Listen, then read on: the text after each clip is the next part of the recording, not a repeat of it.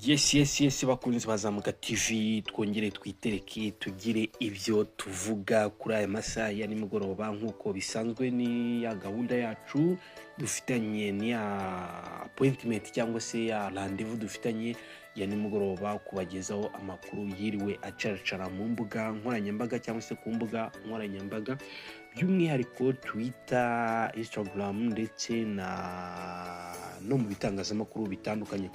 Ayo makuru yacu rero aba arimo ibyiciro bibiri. Icyiciro cya mbere ni icyiciro cya siporo ndetse n'ikindi cyiciro cy'amakuru y'imyidagaduro yavuzweho cyane ku mbuga nkoranyambaga, kuko tubahitiramo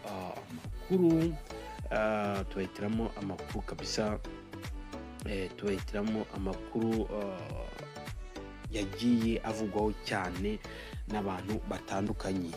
So uyu munsi rero twihuse kugira ngo ducunguze uburyo umwete, kuko turabona amakuru ni menshi, byo kuvuga ni byinshi.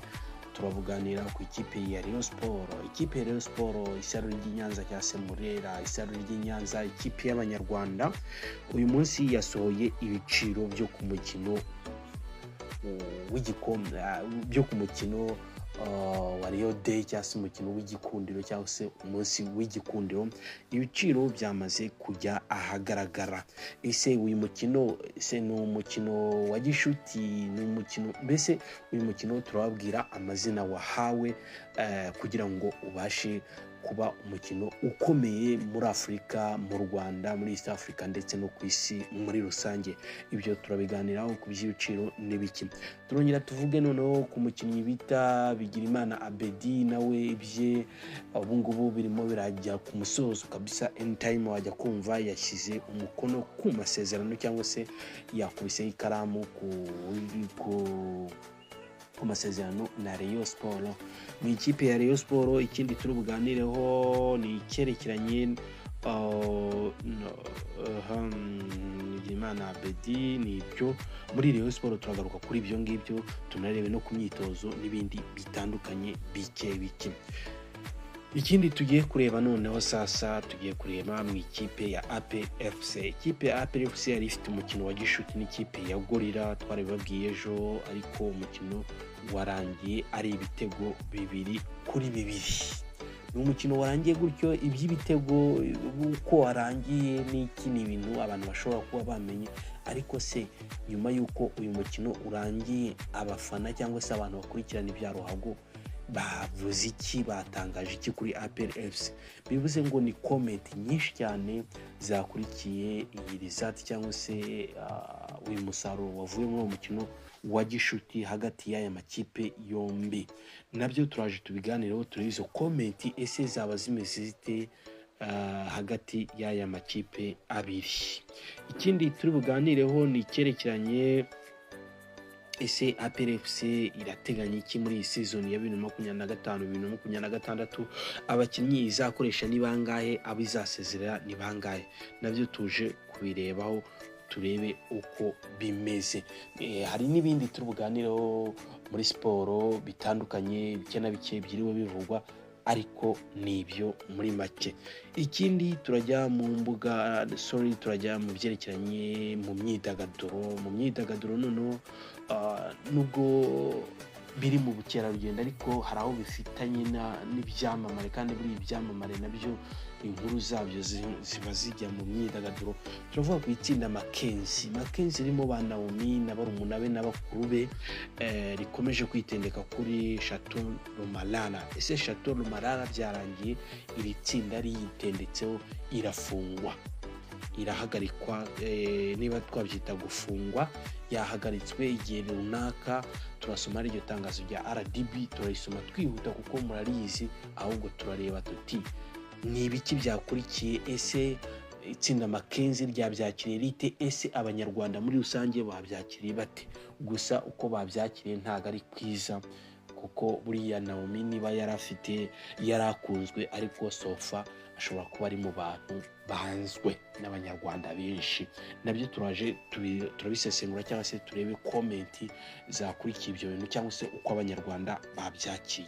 Ikindi turareba ku muntu bita Tuyisenge Intore. Tuyisenge Intore muramuzi akunda kuririmba indirimbo zitandukanye z'uburere mboneragihugu.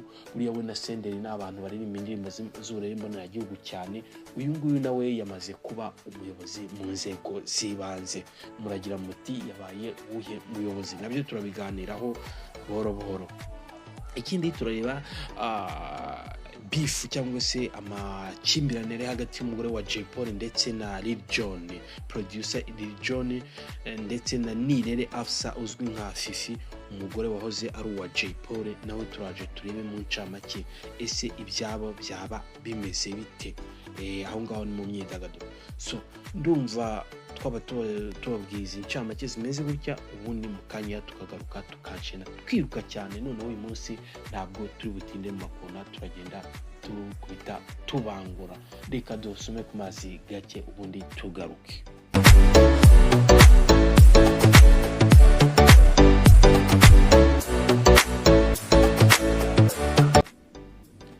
Right abakunzi bazamuka TV rero, reka twitereke dutangire tuvuge cyangwa se tuganire ku byiriwe bivugwa ku mbuga nkoranyambaga, Twitter, Instagram ndetse no ku mbuga nkoranyambaga, ama website, ibitangazamakuru byanditse inkuru zitandukanye haba muri siporo ndetse no mu myidagaduro. Hano kuri Zamuka TV tubazanira inkuru ziriwe zivugwa cyane zabaye trend, nizo tubazanira, ntabwo dupfa guterura inkuru zibonetse zose. Icyo tubasaba rero bakunze Bazamuka TV ni gukora subscribe, like, share ndetse na comment, ubundi tugakomeza tukagendana neza tubahereza ibyo twiyemeje kubahereza kabisa, kugira ngo dukomeze tumenye ibivugwa. So twagiye rero Rayon Sport kera kabaye imyiteguro y'umukino w'igikombe, igikombe cyankwamiyemo rwose. Ijambo igikombe byankwamiyemo, sinzi uko byagenze, ariko no umunsi w'igikundiro, umukino ku munsi w'igikundiro wahumuye kabisa. Umunsi w'igikundiro kuri Rayon Sport wahumuye, duhora tubivuga, murabyumva kenshi. Umunsi w'igikundiro Rayon Sport izakira ikipe ya Young Africans yo muri Tanzania, ikipe ikomeye cyane. Ibyo ntabwo ari inkuru birazwi. Inkuru iriho noneho biri kuvugwa cyane na amatike yamaze gusohoka ubungubu y'umunsi w'igikundiro. Ubungubu yanageze no muri systeme ugiyemo wabibona.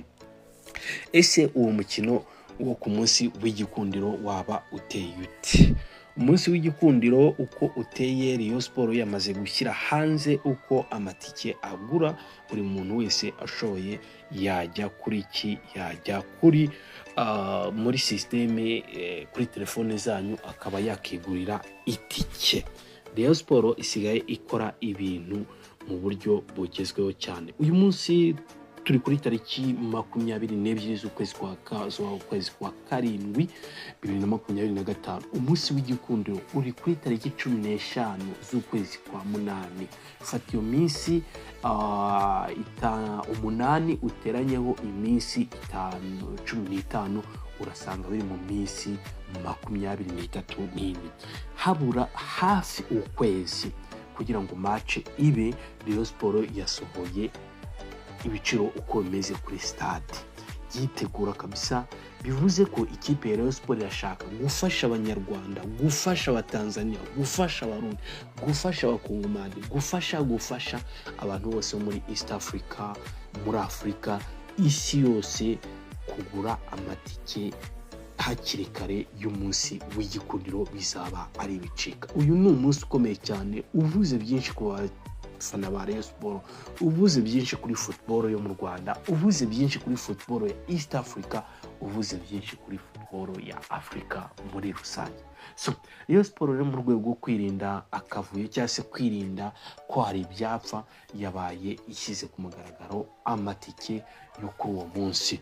Amatike rero ateye ate? Reka twihute turebe amatike ubungubu uko ateye kuri uwo mukino uzahuza Rayon Sport ndetse na Young Africans ku munsi w'igikundiro tariki 15 z'ukwezi kwa munani 2025. gatanu.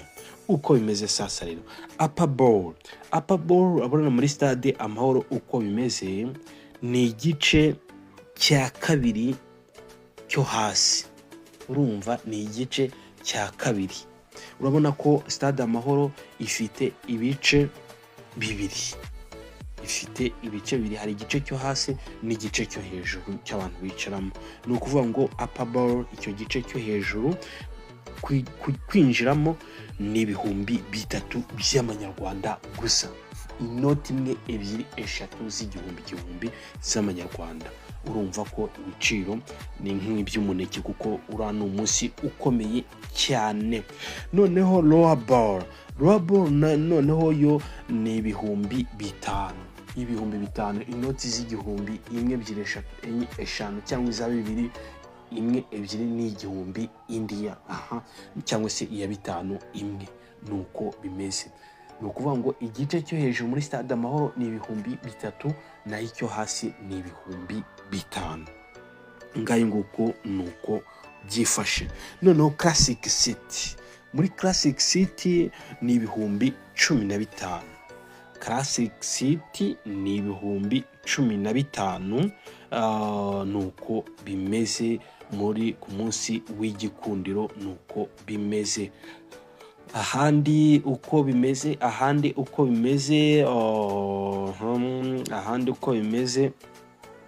Classic City ni 15,000. VIP ni 30,000 naho VVVIP ni 1,000. VIP ni 100,000.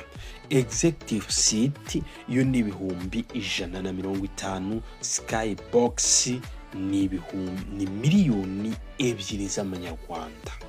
So ngayo nguko nuko ibiciro bimeze. Ubu noneho uko washobora kugura ticket yawe sofa, ubu noneho uko bimeze nuko wajya muri telefone yawe wiguriye iyo ari yo yose, ubundi ukandika akanyenyeri 662 akanyenyeri 700 akanyenyeri 1191 akadirishya, ubundi ugakurikiza amabwiriza. Nuko ushobora kwigurira tike yawe yo kujya muri Gikundiro Day cyangwa se umunsi w'igikundiro aho Rayon Sport izaba yatanye mu mitwe cyangwa se iri guhatana n'ikipe ya Young Africans.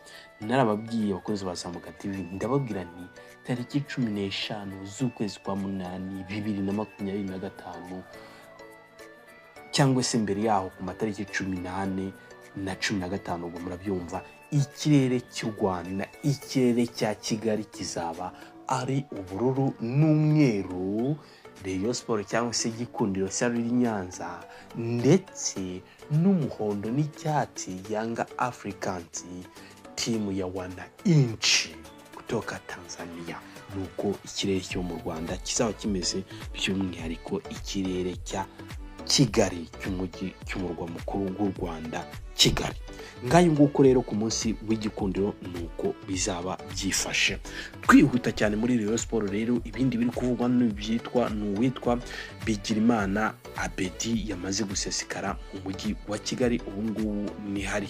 So nijoro twari twabwiye ko yageze mu mujyi wa Kigali, ariko sorry kuko iwe amakuru twamenye nuko byavuga ko aje yahagurutse muri Tanzania, ariko ngo byaje kuba ngombwa ko tike yari yaguze ayihinduza bitewe n'impamvu imwe cyangwa indi, wenda byo yari yagiye gushaka Tanzania yaratarabibona, ubundi tike arahinduza ararayo. Noneho uyu munsi nibwo yasesekaye mu Rwanda rwa Gasabo mu mujyi wa Kigali katikati, ubwo aje kurangizanya n'ikipe ya Rayon Sport. Biri kuvugwa ko rero sasa hivi ubu ngubu ntabwo turamenya amakuru neza, dukoze ikiganiro tutaramenya uko bimeze, ariko uyu munsi kuri uyu wa kabiri nibwo agomba gusinya amasezerano mu ikipe ya Rayon Sport, noneho akatangira gukinira iyi kipe y'ubururu n'umweru. Ngayo nguko nibyo birimo biravugwa mu ikipe ya Rayon Sport ikomeje kandi imyitozo kabisa, ikomeje imyitozo mu bakinnyi baba bashya ndetse n'abasanzwe mu ikipe ya Rayon Sport. Ngayo nguko nuko byari byifashe mu ikipe ya Rayon Sport. Twihuse cyane rero sasa hivi uko bimeze sofa mu ikipe ya APR FC. Ikipe ya APR FC yakinnye n'ikipe ya Gorilla umukino wa gishuti nijoro twabibabwiye kandi niko byagenze. Umukino wa gishuti ikipe ya APR FC yakinnye na Gorilla wari umukino wo kwipima, wo kugaragaza abakinnyi bayo nyuma yuko yakinnye na Gasogi United bikarangira ari ibitego 4-1 cya APR FC. Ni ukuvuga ngo ikipe ya APR FC yatsinze Gasogi United ibitego bigera kuri 4-1. Yatsinze ikipe ya Gasogi United ibitego byose bigera kuri 4-1. Uyu munsi rero APR FC nanone yari yashatse kuza gukora iki, kupima abakinnyi bayo kugira ngo irebe koko niba itaratuburiwe, ariko ibigaragara byo birasa naho ko ishobora kuba yaratuburiwe mu bintu batazi. So reka turebe noneho ababanje mu kibuga mu ikipe ya APR FC kugira ngo turebe ko iyi kipe kabisa uko byari bimeze hariya mu kibuga Ishyoronge. Uko niko byari bimeze rero. Ikipe ya APR FC mu kibuga yari mwizamu yabanjemo bita Hakizimana Adolphe, Nige na Clement, defense Fitina Ombolenga, Nshimiyimana Yunusu, Niyo Mugabo Claude, Ruboneka Jean Bosco, Ngabonziza Pacifique, Dawomo, Mamadou Sai, Tangwe William Watala. Kayo nguko noneho umutoza aba Taleb Abdallahim, uwo niwe wabaye umutoza w'ikipe ya APR FC. Nani abo nibo bakinnyi babanje muri uyu mukino wahuje APR FC na Gorilla. Ku munota wa gatatu gusa ikipe ya APR FC yari imaze kubona igitego cyatsinzwe na Mamadou Sai kuri assist hawe na Dawo Memere, wa mwana tubona uwo mwana ariko mu byukuri urebye ikwisiye, murabibona hano kuri screen zanyu, urebye ikwisiye kabisa, urabona ko ari umwana ufite ingufu cyangwa se umwana ufite kime, wanagaragaje umukino mwiza cyane muri uyu mukino wahuje APR FC ndetse na Gorilla. Ku munota wa gatatu rero Mamadou Sai yari amaze kubona igitego kuri assist yarahawe na Dawo Memere. Bakinnye bageze ku munota wa gatandatu gusa APR FC, Gorilla FC iba yishyuye igitego. Bakinnye bageze ku munota wa 16 Mamadou Sai, nanone Mamadou Si arongera abona igitego cya kabiri. Bageze ku munota wa 28 APR FC nani Gorilla nayo iba irishyuye ibona igitego cya kabiri. Ubwo umukino biba iko ari ibitego 2-2. Ni nako umukino waje kurangira, kuko igice cya mbere cyarangiye ari 2-2 n'ubundi n'igice cya kabiri n'ubundi kirangira ari ibitego 2-2.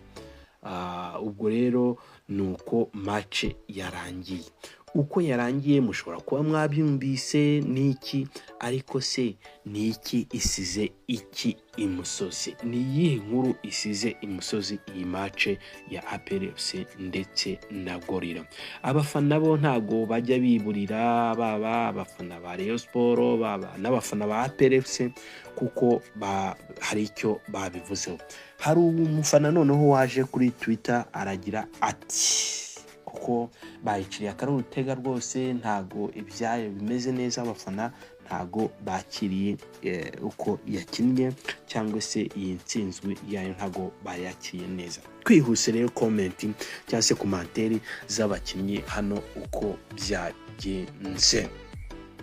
Hano hari umufana wagize ati, bamwita Kasaro kuri Twitter, yagize ati ubu se irasubira ku isoko koko? Igisubizo ni oya. ubu gahunda ni ugutangira bagategura ba Ngabo y'Isonga na ba Mugabo Eric benshi. Shampiyona y'uyu mwaka izaba ari umwumbati. Uyu ni umufana nuko yanditse avuga. Undi nawe araza ati bamwita Rio Estate umusizi Sekama. Yagize ati ibyo ni sawa cyane Rio hejuru, mbategereje kuri Super Cup, amazi aratogosheje. Ngabwo no gupfura igikona birimo birumvikana. Undi nawe aragira ati shishoza ati nizere ko igipimo nyacyo mwakibonye neza, ni mugume hamwe sasa hahaha ngo muzakina imikino nyafrika. Utubazo twinshi cyane. Undi nawe aravuga ati impaka nyinshi yazanye akantu afunga gapfunsi nguko uwo bita Sandro. Twabibutsaga ko umukino wa shampiyona usoza mwayibiye Inyamirambo kuri peno. Turabyibuka cyane. Bibuka cyane ko ikipe ya APR FC yibye Gorilla kuri penalty ku mukino wa nyuma wa shampiyona. Twakomeje sasa. Undi nawe ubita Kalisa yanditse ati miliyoni 400 mwatanze musigiremo 100 z'abanyamakuru n'abasifuzi babataka, nibe natwe tuba twatoraguye abipfushije. None se wa mwataka uvuye muri Turkey utaratsinda muri friendly mumubikiye Pyramids kayingoko. Undi nawe bita Ntasereri yazanye inka ifite ibara ry'umweru n'umukara. Intare se ni inka ifite ibara ry'umweru n'umukara, I don't know nuko yabishatse. Undi nawe bita Tesi Oji arandika ati amatsinda yanyu yahumuye nguko. Undi nawe yaje bita Yuhi kabiri arandika ati aha ndabona mwarongeye ibinyoro mu bibembe, uyu mutoza arutwa na Darkonovic wacu watwaye hat-trick nguko. Umuhungu nawe yanditse ati APR bayibye rwose. Undi bita Kinubi ati turi intare. Theophile Ndayizeye nawe kuri Twitter n'ubundi yagize ati umuntu wazanye igitekerezo cyo kutayigura umuzamu azabazwe ikintu cyose kibi gishobora kuba kuri APR FC uyu mwaka. Just ridiculous. Ngaye nguko. Undi nanone umwataka Tangi ni gitabazi bamujyane mu vetera. Arongera ati undi bitagira ubuntu nawe ati ibi byose muri gukora bikarangira mukinishije n'abasifuzi ubwo cyangwa muzi ko ibyanyu bitazwi. Hari abakinnyi bashya bo bagomba kuvunika bya burundu bakava kuri ruhago. Abagambanyi hari umuganga nabashinze muzaba mubona. Uwo nuko yanditse. Ishimwe Joy nawe ati umuyaga wagaragaje ubwambure bwa Mukara FC. Ngaye nguko. Uwisi nawe arandika ati ntabwo ari bibi. IT Bosco ati umukecuru ari mbibuba. Undi nawe ati Jack Roger Bobu ati na ya mafaranga yose mwashoye wallahi. Ngaye nguko nuko byari byifashe nizo komanteri abafana batanze. Undi nawe bita Ntuzabimbaze ati gahunda mwako nukongera kwishyura abasifuzi nkuko bisanzwe iteka, bagashyira SG mu nzu yiremera cyangwa bakakira umwanya wa 10 kuko nibwo bushobozi. Naho ubundi aba bakinnyi bo ndabona bimeze nkaho kurangura inkweto z'akaguru k'ibumoso gusa maze ukajya ku isoko ngo gucuruza. Nuko banditse nizo komanteri zaciye kuri Twitter. So ngayo nguko rero n'abafana n'abakunzi wa ruhago mu Rwanda batangaga ni nk'inama bahaye APR FC kugira ngo yisuzume muri iyi minsi mike isigaye kugira ngo shampiyona itangire. Ngayo nguko muri APR FC. Ikindi twababwira muri APR FC nuko sofa ubu ngubu nuko sofa ubungubu ibintu uko bimeze, nuko amakuru ahari. Sorry twari twibagiwe kubabwira abatsindiye gorilla n'uwo bita Musengo Tenseri ndetse na Nduwimana Frank. Uyu Musengo Tenseri yavuye muri Kiyovu Sport na Rayon Sport yaramushakaga, ariko sinzi ukuntu byaje birangira ataguzwe. Nibo batsindiye Gorilla FC, uwo bita Musengo Tenseri ndetse na Nduwimana Frank.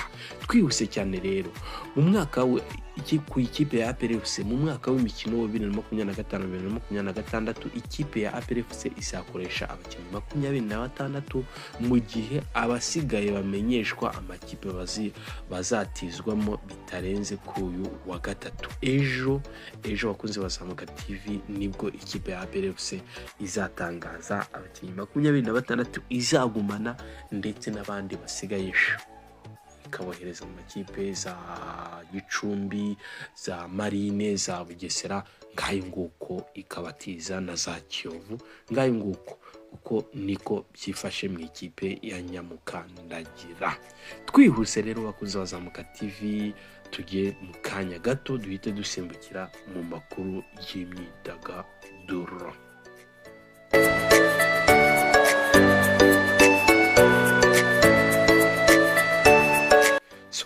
Bakunze Bazamuka TV rero reka dukomeze mu makuru y'imyidagaduro bifite aho bihuriye n'imyidagaduro. Ni Chateau Le Malala yafunzwe. RDB kera kabaye yafunze ya hoteli bita Chateau Le Malala y'Ikarongi, hoteli yakasamutwe kabisa. Ubu ngubu iyo hoteli nayo yafunzwe. RDB yagize iti kabisa iyi hoteli igomba gufungwa, cyangwa se yahagaritswe kuko gufungwa no guhagarikwa ni ibintu bibiri bitandukanye. Iyi hoteli noneho ikaba yahagaritswe gukora by'agateganyo mu gihe RDB yo ivuga ko irimo irakora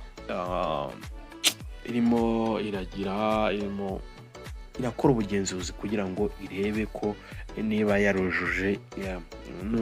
yaba yujuje ibisabwa. Bivuga ko iyi hoteli ishobora kuba yafunzwe kongera gukorera. Itangazo rya RDB wenda tuheremo hagati ahantu dushobora kureba, ni ukuvuga ngo guhera kuwa itegetse ko ibikorwa itangazo riravuga riti hashingiwe ku itegeko nimero 12/2014 ryo kuwa 19 z'ukwezi kwa gatanu 2014 rigena imitunganyirize y'ubukerarugendo mu Rwanda, cyane cyane mu ngingo zaryo za 5, 20 na 29 ziteganya ko buri kigo gikora mu rwego rw'ubukerarugendo kigomba kugira uruhushya rwemewe rwo gukora zikanaha urwego rushinzwe iterambere mu Rwanda RDB ububasha bwo guhagarika cyangwa gufunga ibigo bitabyubahiriza. RDB itegetse ko ibikorwa bya hoteli Chateau Le Malala bihagarara. Nyuma y'iperereza ryakozwe byagaragaye ko iyi hoteli ikora nta ruhushya, bityo ikaba itarubahirije amategeko agenga ubukerarugendo mu Rwanda. Guhera kuwa 22 Nyakanga 2025 hoteli Chateau Le Malala ntiyemerewe kongera gukomeza ibikorwa. Nyuma y'itariki bizafatwa nko kwica amategeko igihugu kigenderaho, bishobora kuvamo ibihano bikomeye. Kongera mu rwego kongera gufungura bizasuzumwa ari uko iyi hoteli imaze kuzuza neza ibisabwa ngo ihabwe uruhushya rwo gukora mu rwego rw'ubukerarugendo no kubahiriza byuzuye ibisabwa n'amategeko byose. Ngayo nguko numva ibyo twaba tuvuze ku hoteli ngibyo. Noneho ese byagenze bite rero? Umuntu bita Groupe Mackenzie iri mu batumye iyi hoteli ifungwa kubera ko bagiye mu byerekeranye n'ubukwe basanga bafatwa nabi, niko bivugwa muri make, banabishyira no ku mbuga nkoranyambaga rwose baratabaza bya hatari. Noneho RDB yabumvise. Ese nyuma yo kubumva ubita Nishimwe Naomi yaba yabivuzeho iki? Nishimwe Naomi yagiye kuri Twitter cyangwa se X agira gutya, kuko ari mu itimu y'aba bakobwa ba Makenzi batanze iyi mpuruza kuri RDB bavuga ko Chateau Malala yaba yarabafashe nabi. Nishimwe Naomi yagiye ku rubuga rwa Twitter agira ati twavuze ibyatubayeho, duhura n'amagambo atwibasira, gusa nyuma tuza kumenya ko hoteli yakoraga nta ruhushya. Ibi si iby'umunsi umwe gusa, ni ikibazo kijyanye n'inshingano no gukora ibikwiriye ku bantu bakugiriye icyizere. Ngayo nguko nuko uyu mukobwa yanditse, cyangwa se uyu mudamu yanditse. Iri jambo rye ryashimangiwe n'abantu benshi, ariko bamwe ntago baryakiriye neza, kuko hari byinshi tugiye gusoma bimwe na bimwe bavuze kuri Twitter. Ni ukuvuga ngo yamaze kubyandika, noneho komenti zigeze muri komenti zari zigeze muri zingahe? Rem check komenti ntabwo ndi kubasha kuzibona, ariko mu by'ukuri yagize aho ngaho ahita afunga komenti yazifunze. Ariko abantu bagiye bandika kuri Twitter, umwe yagize ati this means nothing, ibi ntacyo bisobanuye, n'ubundi ntiwakubaka imeze nkayo, nuko Naomi tubyinywere se, nuko you are very mediocre, nibyo abakozi. Undi nawe abantu bakize Fidel andika ati abakozi abajeni bakoraga bagiye kura ibyo kurya, biragushimishije? Akabazo Imana ihora ihoze, courage Paul Chateau Malala, nguwo dizizi Rwanda, ibyo mwakoreye kid ntago twabyibagiwe, ngayo nguko sharapu ho. Nuko yanditse nawe congratulations my daughter you made it, nuko nawe yanditse. Ni benshi cyane, harimo abamushimiye by the way, ariko harimo n'abandi bamugaye kabisa, baramugaya benshi, ahubwo ari nabo benshi bagaye imyitwarire ya Makenzi, cyangwa se yitsinda Makenzi, cyangwa se uyu nguyu Naomi, Nishimwe Naomi yivuze hejuru ya Chateau Malala ko yaba yafunzwe. Ngayo nguko, cyangwa se yaba yahagaritswe ibikorwa byayo. Nibyo rero twavuga kuri saga ya Chateau Malala ndetse n'itsinda Makenzi, cyangwa se ririmo n'uyu nguyu Nishimwe Naomi.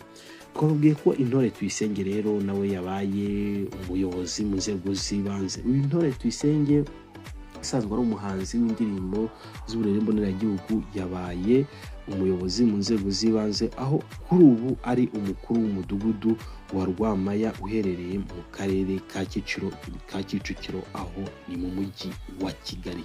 Nibyo twavuga rero kuri uwo muhanzi. Ibindi twihuta cyane kugira dusoze ibindi byirimo bivuga ku mbuga nkoranyambaga n'ahandi hatandukanye, ni ibintu bikomeje gufata intera hagati ya producer Lil Jo ndetse na Nirere Afsa uzwi nka Fifi, wahoze ari umugore wa Jay Polly, banabyaranye umwana w'umukobwa. Aba bombi rero bari gupfa indirimbo bivugwa ko uyu muhanzi yasize zitarajya hanze, nyakwigendera ubwo yasize zitarajya hanze, uyu mugore akavuga ko zanditse ku mukobwa we. Ariko Lil Jo cyangwa se Lil Jon cyangwa se producer Lil Jon akabyamaganira kure. Umwuka mubi watangiye gututumba mu 2024 kabisa, ubwo Lil Jon yatangazaga ko hari album agiye gushyira hanze yise Hosanna, iriho indirimbo yakoranye na Jay Polly witabye Imana 2021. Murabyibuka mwese bakunze Zambuka TV. Iyi album mu makuru avuga ko iriho indirimbo 8. Gusa Fifi yahamagaye Lil Jon muri icyo gihe amusaba izi ndirimbo, avuga ko izi indirimbo zose z'uyu muhanzi yaba izagiye hanze zitarajya hanze zanditswe ku mwana wabo babyaranye, kuko niyo duweri iri hagati ya Fifi ndetse na Rico wakoranye indirimbo na Jay Polly cyangwa se na nyakwigendera Jay Polly. Abakunzi ba Zamuka TV rero ndumva twasoreza ahangaha ni amakuru yiriwe avuga kuri iyi mihanda agendanye n'ubuhanzi, haba muri siporo, mu myidagaduro ndetse n'ahandi atandukanye. Gahunda rero Isango n'ejo kabisa, gahunda n'ejo tukongera tugakomeza tugacacambura tukareba ibindi bivugwa ku mbuga nkoranyambaga. Gahunda n'ubundi ni buri gihe buri nimugoroba tubakusanyiriza ibyo bivugwa ku mbuga nkoranyambaga kugira ngo mubashe kubimenya. Ushobora kuba wiriwe mu kazi, wiriwe utwaye cyangwa n'iki, ariko nimugoroba utabashije kwirirwa ureba ku mbuga nkoranyambaga, ariko iyo twisunze hano kuri Zamuka TV byose urabyumva, tuba twabyegeranyirije kugira ngo bikorohere. So ndumva twasoreza ahangaha rero twabwira tuti ciao ciao, mukomeze mugubwe neza, mugire amahoro n'amahirwe.